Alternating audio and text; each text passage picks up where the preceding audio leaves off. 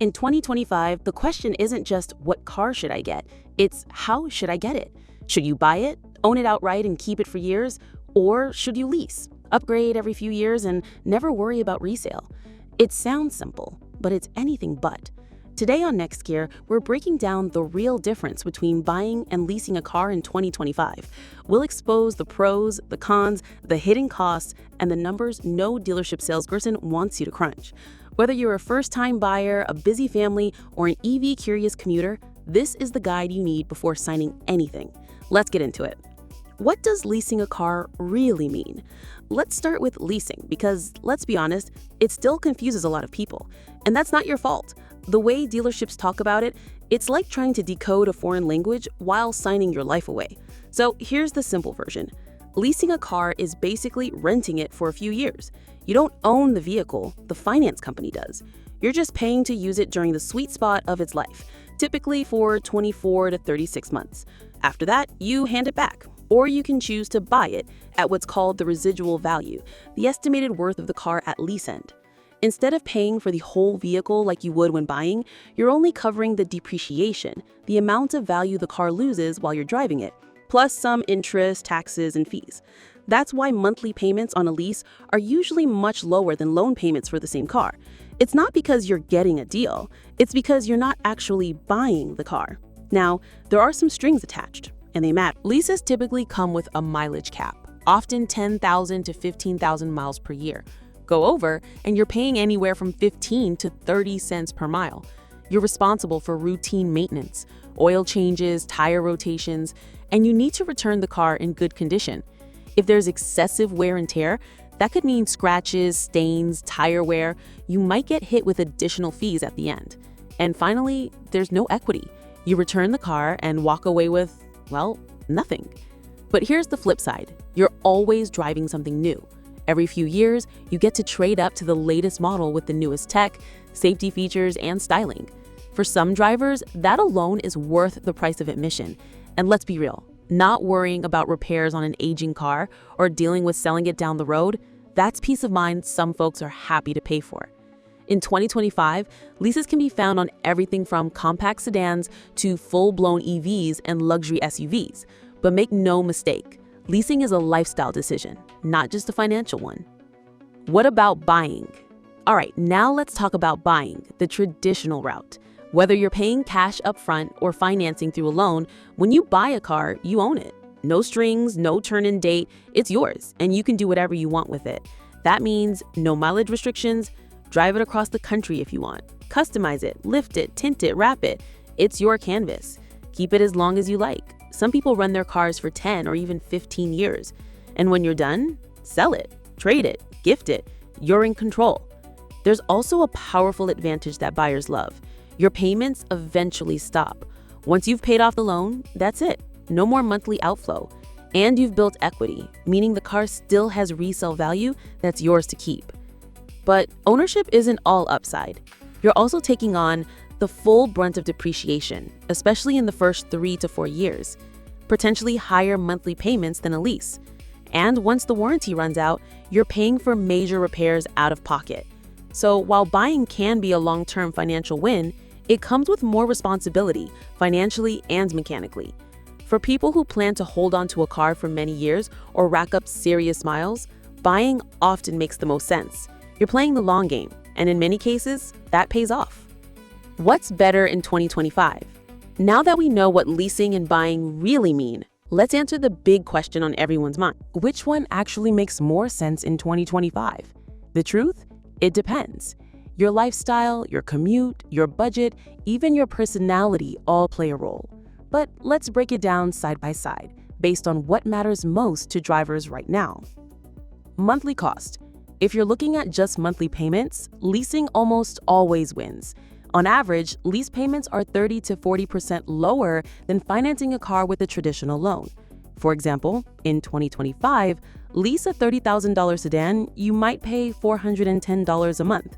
Finance that same car with a 60-month loan, more like $600 to $650 a month. So if monthly affordability is your top priority, leasing takes the crown. Long-term value. But here's where buying shines.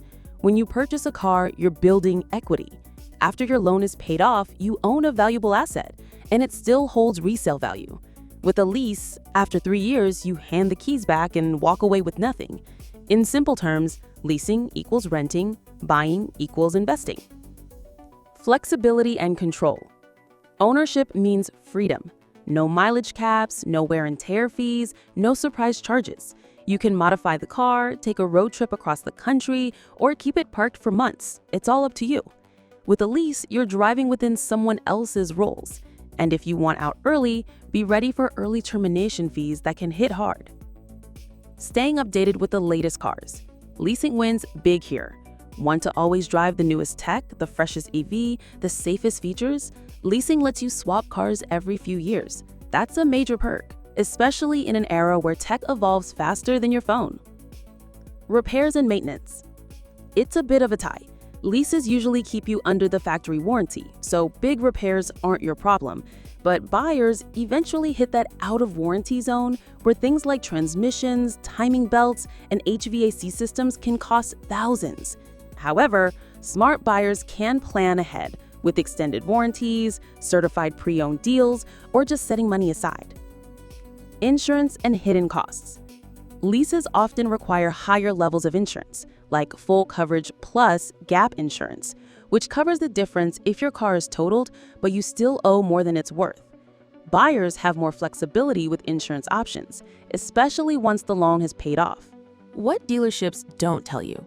Now, let's pull back the curtain a bit, because here's the thing. Whether you lease or buy, dealerships aren't just selling cars. They're selling financing. That's where the money is. And buried inside those shiny offers and fast-talking pitches, a lot of fine print that most people never catch until it's too late. Let's start with leasing traps. You see that super low monthly payment advertised? Drive a brand new SUV for just $299 a month. Sounds great, right? Well, look closer. That payment probably requires a hefty down payment, sometimes $3,000 or more, and it might not include taxes, registration, or dealer fees. Some lease deals come with money factor markups, that's lease speak for interest, and dealers often inflate that quietly to make extra margin. Don't forget the disposition fee. You pay that just to return the car at the end, usually $300 to $500. And if you go over the mileage cap, let's say you drive 5,000 miles over, that's $750 to $1,500 in penalties, easy. Want to get out of a lease early? Prepare for termination fees, sometimes equal to the rest of your lease payments. Now, to be fair, buying has its own gotchas. Dealers often push longer loan terms, 72, even 84 months, just to lower your monthly payment. But that means paying more in interest over time and being underwater longer. You might be pitched add-ons like paint protection, nitrogen-filled tires, and extended warranties. Some are useful, but many are overpriced fluff bundled into your loan. And beware of dealer-arranged financing. They may mark up your interest rate even if you qualify for better terms elsewhere. The bottom line is, dealerships make most of their money after you pick the car. Financing, trade-ins, warranties, fees, that's where the profits hide. So whether you're buying or leasing, go in with your eyes wide open, know your numbers, shop around for pre-approvals, and don't be afraid to walk away if something feels off. Remember, the best deal isn't just about monthly payments, it's about the total cost over time, and whether it fits your life, not the dealer's quota. Who should lease? Leasing isn't for everyone, but for the right kind of driver, it can be a brilliant move. Let's break it down. If you're someone who likes driving new cars every few years, doesn't want to deal with major repairs or long-term wear, and sticks to a predictable driving routine, leasing might actually be the smart play. Why? Because you're paying for the part of the car's life that's the most reliable, the most up-to-date, and the least maintenance-heavy. Leasing lets you stay in that sweet spot, always driving something current without worrying about aging components or value drop-offs. This is especially attractive if you're a business owner or freelancer, because leasing can come with tax advantages if the vehicle is used for work. You have a stable commute and don't go over the mileage cap. You live in a city where public transportation covers a chunk of your travel and you don't rack up 20,000 miles a year, or you're someone who's just not interested in long-term vehicle ownership. Also, leasing has become way more EV-friendly in 2025. Many electric vehicles come with attractive lease incentives, lower taxes, and bonus rebates from manufacturers. And since EV tech is evolving fast, leasing helps you avoid being stuck with outdated battery systems or depreciated resale values. That said, leasing is not ideal for everyone. Who should buy? Now, let's talk about the buyers, the long haulers, the owners, the keep it till it dies kind of people. Because while leasing might feel sleek and modern, buying is still the best path to long-term value, especially in 2025. So who should buy? If you commute long distances, travel often, or just love weekend road trips, buying makes way more sense. This is where ownership shines. Yes, loan payments might be higher upfront, but once you're done, that car is all yours. No payments, no leases to renew, just freedom. If you view a car as a tool, not a toy, something you want to own, use, and rely on for years, buying wins every time. All right, so after everything we've covered, from lease traps to long-term ownership wins, what's the final verdict? There is no one-size-fits-all answer, but here's what we can tell you. If you crave newness, low maintenance, and short-term flexibility, and you're okay with giving the car back in a few years, leasing might be a good fit. But if you want freedom, long-term savings, and control over your vehicle's future, buying will almost always put you ahead. In 2025, the auto industry is changing fast. EVs are going mainstream, software is eating dashboards, subscription features are creeping in. But through all of that, the core decision remains the same. Are you a renter of tech or a builder of value? At NextGear, we're not here to push you one way or the other. We're here to help you understand the trade-offs so you can make a smarter, more informed choice. Thanks for watching. If this helped you out, give us a like and hit that subscribe button for more deep dives from NextGear, where smart drivers start first.